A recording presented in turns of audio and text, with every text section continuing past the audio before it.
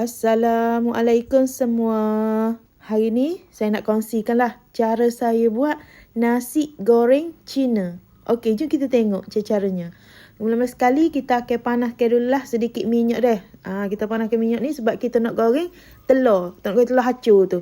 Saya guna telur ni dalam 4 biji telur. Dia lagi banyak telur tu, dia lagi sedap lah. Kita goreng sampai dia hacur deh. Kalau macam awak tak usah letak telur ni, tak ada apa pun. Tapi kalau nasi goreng Cina ni, orang kata benda wajib lah. Antara benda wajib dia ialah telur. Tapi hari ni saya nak tunjuk cara buat nasi goreng Cina. Tak letak minyak biji pun deh. Tapi rasa dia tu sangat-sangat sedap. Kita buat nasi goreng Cina macam kata ala-ala nasi goreng biasa. Deh. Ni nampak telur kita dah masak ni. Jadi kita akan angkat lah. Lepas tu kita masukkan minyak semula untuk kita menumis bahan tumisan kita. Bahan tumisan kita ni kita ada bawang putih dan cili padi. Biasa kita tak letak dah cili padi dah kalau buat nasi Cina. Tapi kita letak cili padi untuk lagi sedap, lagi rasa pedas. Memang sedap lah. Lepas tu kita tumis. Dia macam nasi goreng Cina ni dia tak guna bawang merah. Dia guna bawang putih. Bawang putih tu memang kena lebih sikit lah. Biar kata keluar aroma wangi dia tu. Lepas tu kita letak lauk dia, lauk udang. Kalau nak letak ayam soto pun boleh. Tapi biasalah ni saya buat macam nasi goreng Cina. Biasa-biasa saya buat lauk dia, udang deh. Kita nak goreng dulu udang tu bagi udang tu masuk. Biar dia keluar air udang tu. Barulah orang kata nasi kita tu dia ada rasa. Jadi kita masak dulu udang ni bagi dia betul-betul masuk deh. Lagi banyak udang lagi sedap untuk masuk dalam nasi ni. Lepas tu kita masukkan sayur campur.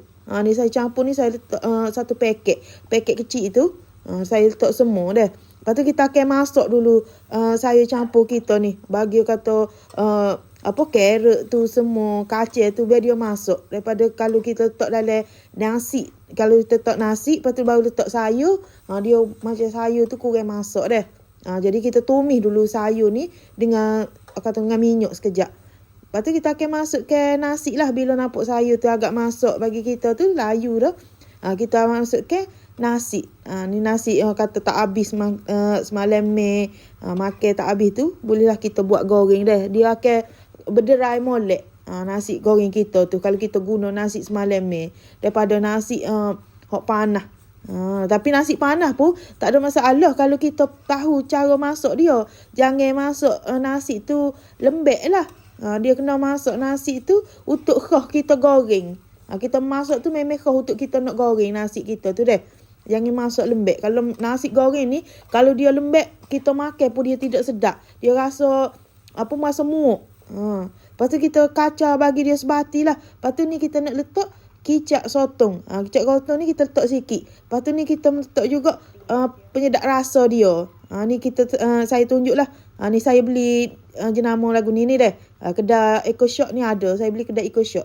Lepas tu kita letak sedikit garam. Jangan banyak sebab kicap sotong tadi ataupun sos ikan tu dia dah rasa masing. Lepas tu ni orang kata penyedap rasa ni pun dia dah rasa masing.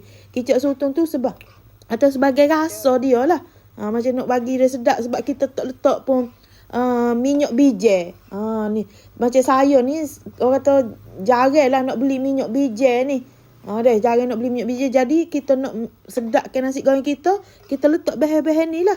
Letak kicap sotong dengan penyedap rasa tadi. Garam tu kena letak sikit dah sebab kita takut dia masing. Ni kita nak gaul bagi sebati, kita nak goreng.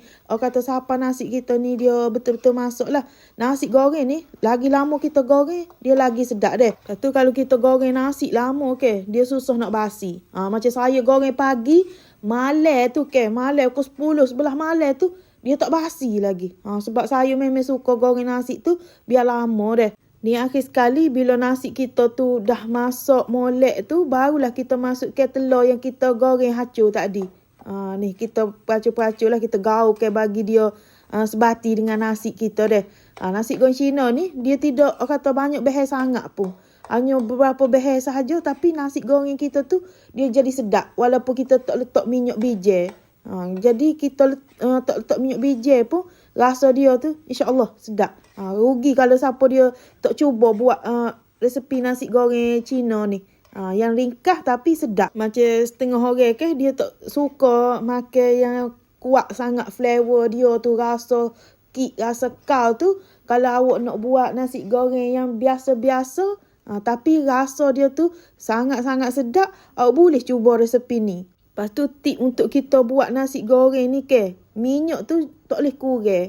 Kalau kita kurang minyak, dia tak sedap juga nasi goreng ni. Tapi kalau terlebih minyak, dia jadi berminyak tu, memang tak sedap nak makan. Tapi kena cukup minyak deh bila kita goreng nasi ni. Biar nasi kita tu dia masak elok deh. InsyaAllah lah, kalau buat nasi goreng gini, makan tu akan bertambah. Okeylah, kepada yang dah menonton video saya ni, saya harap jangan lupa subscribe, like, komen dan share video saya. Okey, terima kasih semua.